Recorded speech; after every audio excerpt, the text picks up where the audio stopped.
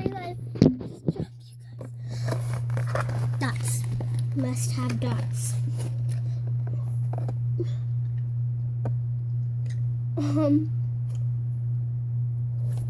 Today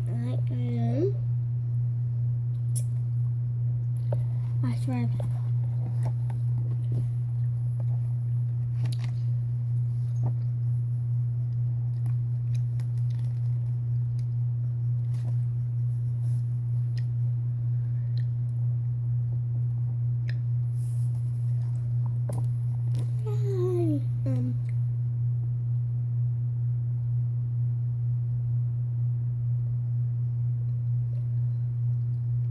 One second, I'm gonna get this dot out my teeth.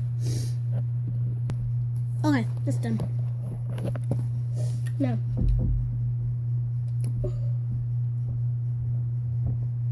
Okay.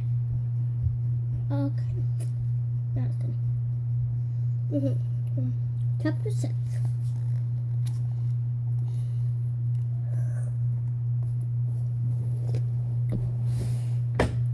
They headed out through the downtown of the oldest part of Joplin. I love this street, Dr. Gage said, admiring the brick and stone buildings that had been watching over Main Street for more than 100 years. That used to be my great-grandfather's diner. That used to be my great-grandfather's diner. Then, as I passed a squat brick building,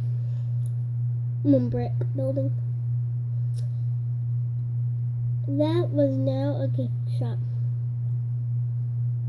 How long's your family been in Joplin? Dr. Gage asked. Since 1925, so a long time ago. This is 2011. And in 1925, that's when I did. Hey guys, comment down below if you were alive in 2011. And if you went through the tornado. The Joplin tornado. But I didn't. I was alive in 2011. I was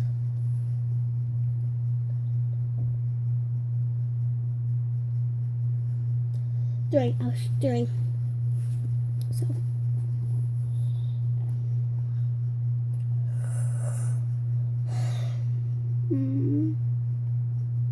My great-grandfather came here when he was 16.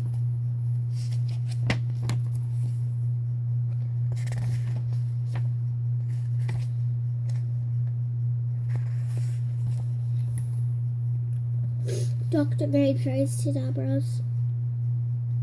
You're Joplin royalty, Dr. Gage said.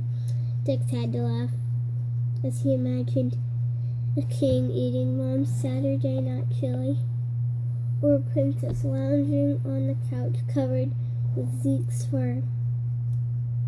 Dex loved his house, but it wasn't exactly a castle. I bet Joplin has a great place. I bet Joplin is a great place to grow up, Dr. Gage said. It is. Dex nodded, surprised on how much he meant it.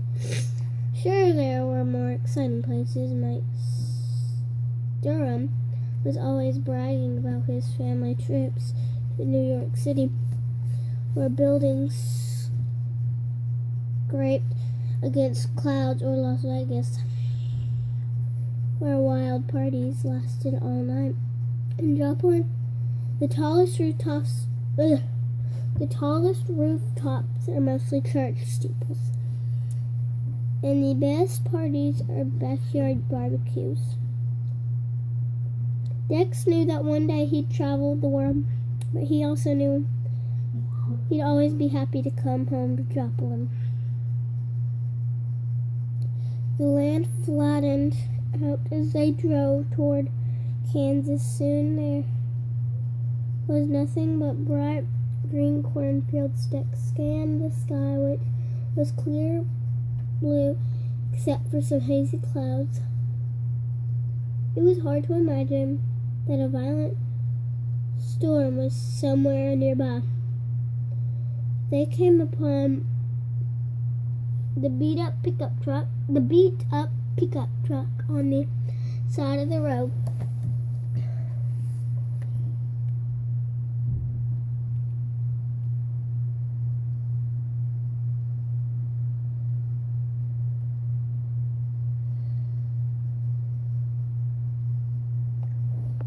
At the edge of a field, a young man and woman were standing there, video cameras aimed at a patch of gray clouds. Dex guessed they were storm chasers too.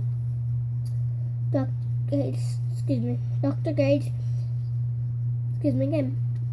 smiled wide as he pulled up next to them and rolled down his window. "Jimmy, Sarah, how are you?" he called out. "Norm?" The two course. "Hey, Jimmy, how's the leg?" Dr. Gage asked. 30 stitches, Norm, but healing up nice. "Sarah, keep your buddy out of trouble today, will ya? I want you guys to be careful. We promise." "Norm," said Sarah, her brown eyes shining out through the brown glasses. "Who's your assistant?" "This is Dex James. His dad."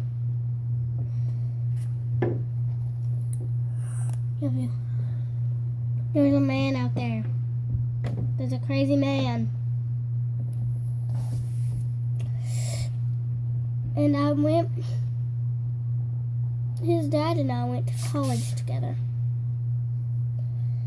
Dex was relieved Dr. Gage didn't reveal how they'd met yesterday, with Dex almost getting squashed by Dr. Gage's SUV. "Dex," Jimmy said, "you know you're chasing with one of the best guys in the world." Dex smiled. "We're heading northwest," Dr. Gage said. "What about you?" "We'll probably see you later," Sarah said. You going to get some pods in the sky?" "We're about to," Dr. Gage said. "You both take care, and seriously, be careful. Remember the sound pods? He's going to get some of those up in the air." After they'd driven away, Dr. Gage told Dex how Jimmy got his 30 stitches. Last month, he and Sarah were chasing in Mississippi. They got too close to an EF5 tornado. Dex knew that EF5 tornadoes were the strongest tornadoes according to the system called the Enchanted Fuga scale, which scientists use to rate the strength of tornadoes. The EF1 is the weakest, a breeze, funnel, or little rope tornado that can knock over a chicken coop, but not much else. The EF5s are killers. The violent twisters wipe out the whole towns. The wind shifted, Dr. Gage explained, and the tornado they were chasing started chasing them. The car got thrown at Jimmy, sliced open his leg. Luckily, the tornado changed direction and missed them, but they could have been killed. Dr. Gage shook his head like a worried father. "I'm hoping they learned their lesson," he added. "Do you really think we're going to see tornadoes today?" Dex asked, suddenly wondering if that's what he really wanted. "We can never be sure, not even with a radar.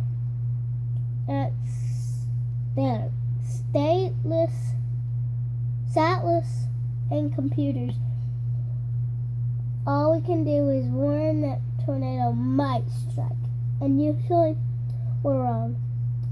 That sure was true in Joplin. The tornado sirens went off practically every week. Always false alarms. They were like watchdogs that growled at every squirrel. Most people in Joplin ignored the sirens. So the storm sirens went off like every week because it might come, but they never really happen.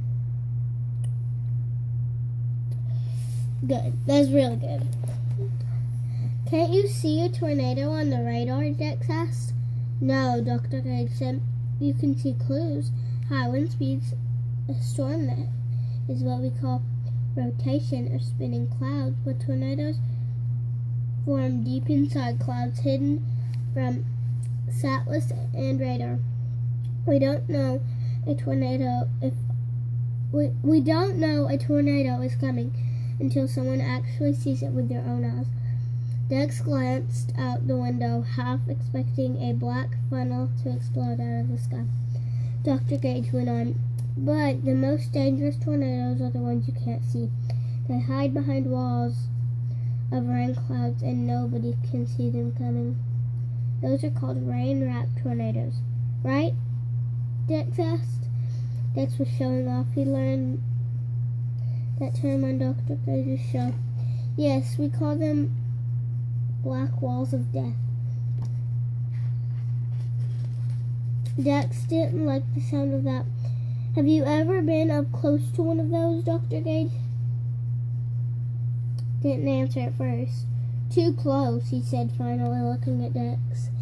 He pulled the sleeve of his shirt. Dex tried to gasp. There was a thick purple scar zigzagging from Dr. Gage's wrist up to his elbow. Tough Monster had tried to chew off his arm. What happened? Dex asked.